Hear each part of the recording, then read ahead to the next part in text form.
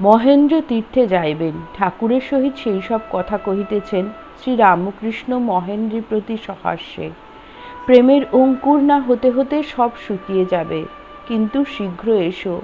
আহা, অনেক দিন থেকে তোমার বাড়িতে যাব মনে করেছিলাম, তা একবার দেখা হলো, বেশ হলো। মহেন্দ্র: আজ্ঞা, জীবন সার্থক হলো। শ্রীরামকৃষ্ণ: সার্থক তো আছেনই, আপনার বাপও বেশ, সেদিন দেখলাম অধ্যাত্মে বিশ্বাস। মহেন্দ্র: আজ্ঞা, কৃপা রাখবেন যেন ভক্তি হয়।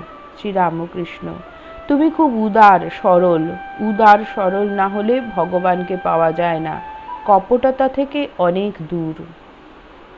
মহেন্দ্র শ্যামবাজারের কাছে বিদায় লইলেন। গাড়ি চলিতেছে। শ্রীরামকৃষ্ণ মাস্টারের প্রতি: যদু মল্লিক কি করলে? মাস্টার স্বগত: ঠাকুর সকলের মঙ্গলের জন্য ভাবিতেছেন। চৈতন্যদেবের ন্যায় ইনিও কি ভক্তি শিখাইতে দেহ ধারণ করিয়াছেন? জয় ঠাকুর।